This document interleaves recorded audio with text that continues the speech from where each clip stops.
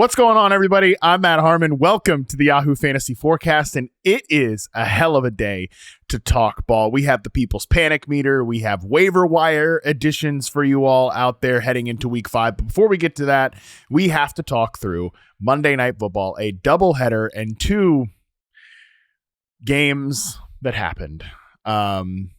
What? Oh my God. We'll get to the second game in a bit, but let's start with the first game that kicked off tonight. We got Dolphins 27, Jets 21. Starting with the Miami Dolphins here, they get their first win of the season.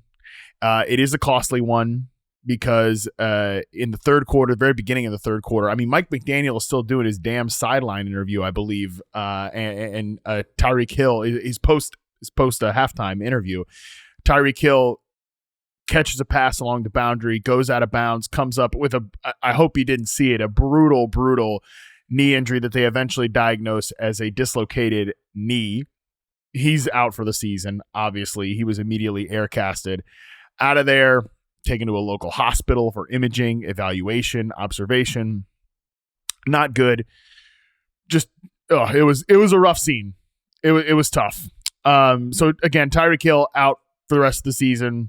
That's a brutal break for a Dolphins offense that, I still think that Tyreek didn't look quite to his old form this year, but obviously he is a difference maker when he is on the field. We did get some other performances though from the Miami Dolphins that were notable, including Darren Waller. First game active for the Miami Dolphins, who he signed with out of retirement when they traded away Jonnu Smith this offseason. Man, I mean, Mike McDaniel was given some weird quotes about Darren Waller at points the last few weeks. He comes in here in his first game, runs 10 routes, if the data I'm looking at right now is correct on True Media, updated for this whole thing. Runs 10 routes, 3 catches, 27 yards, 2 touchdowns. Both of his touchdowns come inside the red zone. One, they kind of hit him in a bunch, and he just got open. Another one where he was against Sauce Gardner. So that was pretty interesting. I mean, they're going to need some players to step up in the absence of Tyreek Hill. And because we got a whole half's worth of data on this, I think we can kind of come together with some sort of a plan here for what to expect. Now, again, we'll see what happens with the whole week of practice to kind of figure out what Miami wants to do without Hill. But in the second half of this game, 91.7% route participation for Jalen Waddle, 75% for Nick Westbrook-Akine, 66.7% for tight end Julian Hill. Not a name that you really need to know, but Malik Washington, 58.3%, 33.3% for Darren Waller. Of course, Devon Achane will always be active as a receiver. 99 rushing yards in this game, the best rushing performance for Devon Achane yet this season, in my opinion. So I think that's the one thing to take away there is that Nick Westbrook-Akine probably out there as a little bit of a sacrificial vertical player for this team. I thought that was kind of the plan when they signed him, that he might be more of a sacrificial X receiver, but it was Malik Washington that was running as the third receiver for this team. Malik Washington kind of stays in a slot role, and I like Malik Washington. He was one of my favorite sleepers from that draft last year. I thought he was more of like a day 2 talent out of UVA, really fun player, get the ball in his hands, kind of create a touch guy. He ends up going to the Dolphins in the 6th round. If you can find the old draft video of that, Mike McDaniel is just, he's on the phone with Malik Washington saying, I've been bugging these guys for so long trying to draft you. He falls to the 6th round because of, I believe a neck issue, a medical situation there for him. So he's definitely a sleeper to keep an eye on. I mean, in deeper leagues, I would try to add him on the waiver wire. I think there's a chance that he does kind of end up just being a 3 receiver set player and his role doesn't really change and Nick Westbrook-Akine plays over him.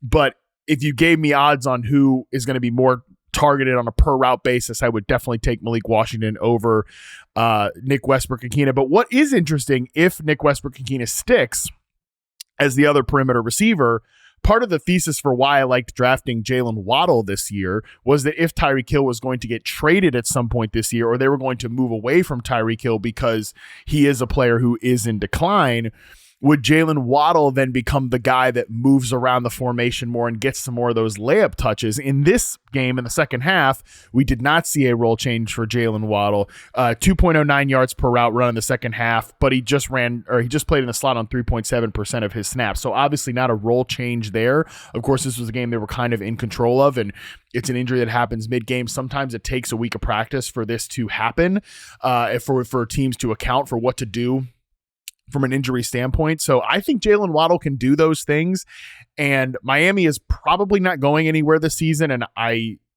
think there's a pretty decent chance that Tyreek Hill has played his last down as a Miami Dolphin. There was already some tension there, and now he's out for the rest of the season. I think there's a decent chance if I'm Miami, I'm trying to invest into Jalen Waddle. I'm trying to see if he can do some of those things in this offense. So I do think Jalen Waddle is somebody who has been a little hit or miss so far this season. I think we could see a role change for him that might benefit him from a production standpoint going forward. So that's the Dolphins. Get their first win of the season. Big fallout from the Tyreek Hill injury. I will also say, too, on the Jets side of things as we transition to this, as rough as the Jets are in certain ways on offense, I am more concerned that their defense through 4 weeks of the Aaron Glenn experience, with Steve Wilks calling the defense too, I wonder if that's something that gets looked at some point, because Aaron Glenn is a defensive guy. Steve Wilks is the man calling the shots there, and they do come from pretty different philosophical backgrounds. I wonder if Glenn eventually tries to take more of a hold there. Apparently he was yelling in the locker room so loud that the reporters could hear him post game. He was pretty upset. There were some dumb mistakes in this game, especially from a special teams perspective. Again, they've had a lot of issues on special teams so far, have the New York Jets. There was a punt fielded inside the 5-yard line, just inexcusable brain fart type stuff. So Glenn is obviously pretty heated about this, but as a defensive coach, not good that the defense is, I think, the bigger problem relative to expectations and relative to the talent on the team, because we know they have got some guys on offense, but it's still a pretty limited group over there. Let's talk about that offense, though. Justin Fields comes back. It's off concussion protocol, and I thought he had some great throws in this game. I thought he had some misses. I thought he missed some reads.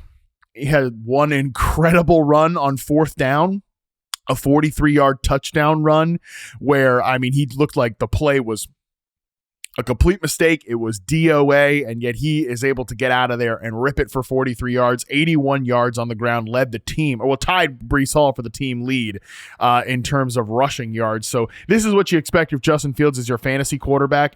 Whether it looked pretty all night long or whatever, this is what you get, because he is a rusher. He's a special runner with the football in his hands, and we'll see. I think that the offense maybe feels more stable from a consistency level with Tyrod Taylor under center, but Justin Fields obviously brings a different level of dynamism at this point. They've paid him. They want to see if they can get something out of him here. Again, I thought it was a mixed performance from Justin Fields tonight.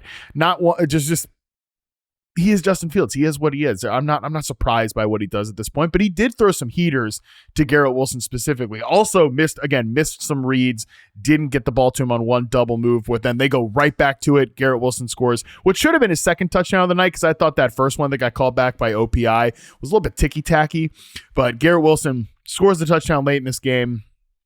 Obviously it pulled it within the 21-27 result. Before that, it was 27-13. This is a game Miami pretty much controlled throughout. But man, Garrett Wilson, he's been playing fantastic football this year. I said this tonight. He's just never going to get the same love that some of the other guys in the league do, because he just plays in a crappy environment, but he's been awesome. I've loved the way that Tanner Engstrand has deployed him. I haven't checked in it from this game yet, but he's been used in the slot at a career high rate. He's in motion way more than he has been previously. He was one of the right picks in fantasy this year. I was talking with producer Colin about this tonight. If you guys were following the show earlier in the offseason, Rich Rebar and I did a show together looking at wide receiver, like consensus wide receiver rankings, and trying to poke holes at that. Like, what if it was contrarian corner? What if our wide receiver rankings are completely wrong? That, I think, not every take in there aged well, but that whole concept, the idea of it, aged pretty well. There was just this general, like, hey, these are the new guys, the 2024 wide receivers. Ladd and BTJ, guess what? They're coming up with the people's panic meter. They've been one of the most disappointing picks, two of the most disappointing picks in fantasy so far. Meanwhile, you've got these kind of forgotten guys like Garrett Wilson, who's as good, if not better, than those two guys. I think right now better than both of them. You've got JSN was one of the right picks in that range this year. I think that's Romadunze, right? I think he's been better than both those guys. Has Romadunze been the best second-year receiver in the NFL this year? You could pretty strongly make that argument, especially now that Malik Neighbors is hurt, that's the way this thing is trending. So Garrett Wilson's is one of those guys that he's never going to get the credit he deserves because of the environment. There's always going to be some skepticism around him, but he's balling out relative to expectations and certainly relative to his environment. He is one of the best receivers in the league, like one of the very top of tier 2 type guys. He's not in the Jefferson, the Chase, the Puka, that whole group. But again, next tier off, he's one of my first names. He's been balling out this year, and I've loved the way he's been deployed. All right, I had to say all of that about wide receivers and Garrett Wilson, because we got to talk about the next game here, and this is not fun to talk about. Broncos 28, Bengals 3. Oh boy. Oh boy, Bengals. We'll get to them in a second. I will say for the Broncos side of things, I don't even know what to take away from this one. You know, on paper, Bo Nix was 32nd out of 33 quarterbacks in success rate coming into this game. So better than that. But still some plays left on the field, still some mistakes here. A lot of penalties on the offensive line as well. I mean, just getting hit over and over again. You could tell I love Troy Aikman and Joe Buck. They're my favorite booth right now. In terms of guys calling games, they're my favorite with a pretty healthy gap, honestly. I just enjoy watching them, and I enjoy the honesty that Troy Aikman brings, and I enjoy how he gets really annoyed at bad football and gets really annoyed at bad officiating. So this was definitely a game to be dialed in to what Troy Aikman was thinking here. And yeah, it was a frustrating kind of offensive performance by the Broncos, even if you're looking at the stats and you think they're awesome. And I'm not trying to take too much away from them here, but again, this is a team that going against a Bengals defense that's just a joke. I hate to be super mean here, but it is a brutal situation there from the Bengals defensive perspective. I don't really know what to take away from this other than I'm trying to pull up the success rate right now. So among quarterbacks that have thrown 80 plus passes this year, Bo Nix is now 27th out of 29 quarterbacks. There we go. It's better than Cam Ward, better than Joe Flacco. So we've gotten Bo Nix to 27th. That's nice. There were some good throws here, especially to Courtland Sutton. Courtland Sutton was a great pick in fantasy this year as well. A classic, like, boring guy that I think I probably was a little guilty of overlooking for sure. He's been good this year outside of one game. He's the most consistent player in the passing offense. That remains the case. I don't think that's going to change. You know, Troy Franklin had an opportunity to make a big play where that looked like Bo Nix to Troy Franklin back in the Oregon days, where, Troy probably could have come up with the catch, but it maybe wasn't the best throw in the world from Bo Nix there. But he's still the second wide receiver by a good gap here, the second pass catcher on this team, 34 routes compared to 39 for Courtland Sutton for Troy Franklin. Evan Ingram has 26 routes. So 4 for 55 for Troy Franklin, a couple of drops. Troy Franklin will have those drops. That is for sure going to happen. Evan Ingram's not going to happen. He has no real clear role in this team. Marvin Mims pops up for a nice game here for your best ball lineups, most likely. The running game took off here for Denver. This is the first 100-yard rusher. J.K. Dobbins, 101 yards on 16 carries in the Sean Payton Broncos era, which, I mean, makes sense. They haven't had really a good consistent run game during this time, but that still seems a little strange. So I think this is a well-designed run game. Nevertheless, J.K. Dobbins still doing his thing. He's played extremely well, but R.J. Harvey had some nice moments tonight as well. This is why you're still kind of hanging on to R.J. Harvey, I hope. 14 for 58 as a rusher, 4 for 40 as a receiver, and 1 touchdown, which again, I keep saying this, it's tough to take too much away from the Broncos because the Bengals are so embarrassing on defense right now. That is the easiest touchdown reception you're ever going to see in your entire life. Okay, I mean, Bo Nix is never going to throw an easier touchdown than RJ Harvey's touchdown, where the Bengals just screw up a blitz. He's wide open. He walks into the end zone. Easy peasy RJ Harvey touchdown there. So I still think RJ Harvey's going to have his moments here. J.K. Dobbins obviously is a guy who's had some injuries. He's missed time before. But even without that, I think they clearly showed in this game, I think, an intent to integrate Harvey more into the equation. So he's somebody that I really want you to try to hold through the bye weeks, because I think there's going to be a moment for him at some point this season, even if you can't consistently start him just yet. All right, now let's talk about the Bengals here, man. I mean, this is one of the worst offensive showings of the NFL season. And I am not exaggerating when I say that. I'm not being overreactive or anything like that. The Bengals tonight had 6 plays where they gained a first down. That is the lowest for any team in a game yet this season.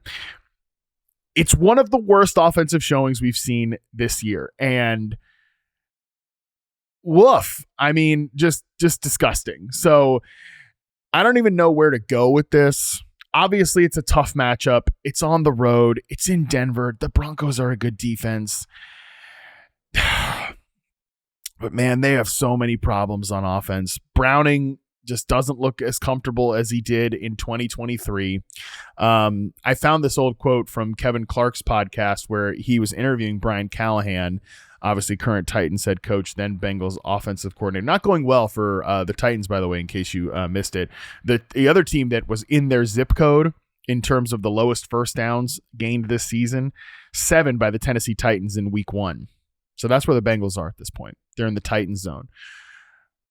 Again, Kevin was interviewing Brian Callahan, and he said that Jake Browning called him, congratulating him to getting the Titans job a couple years ago, and said, "Man, do people think I'm that bad that you're getting people are getting head coaching jobs?" Paraphrasing a little bit there, but that's basically what Jake Browning said. Very funny quote in hindsight, considering Brian Callahan looks pretty much on his way out there, and then Jake Browning, yeah, we're seeing what that looks like right now. So the offensive line is a huge problem. They're going against these fronts like Minnesota, Denver. They're just drawing dead there. There's no run game able to be established. I also think like some of the stuff that they did with Jake Browning, where they're getting like Jamar Chase on layups and things of that nature. We're not seeing any of that right now. I mean, we're consistently seeing Jake Browning trying to throw hole shots on go routes down the sideline against the Broncos defense. What are we doing here? I mean, if they're going to do that, they might as well trade for Russell Wilson. I suggested that to Ray Garvin on the show last week, and he basically tried to laugh me off the podcast, which is fair. I don't enjoy saying like, yeah, a team should trade for Russell Wilson in 2025. But if they're just going to throw go routes and checkdowns, they might as well trade for Russ, because I don't know how they can justify continuing to roll this out every single week. And I mean, the Bengals are, well, we're going to have to wait to talk about it next week on the People's Panic Meter, because obviously we recorded the show already. But man, they're gunning straight for the coping corner here. I mean, Chase Brown, forget it. Tell me how it's going to get better for T. Higgins. I have nothing positive to say. I have nothing positive to offer you from a Bengals perspective in fantasy. Oh my God, the stat we're showing on the screen right now: Chase Brown has played more games this season than he has yards per carry. I don't even know what to do with that. Okay. I think that's it. I think that's all I have on these two games.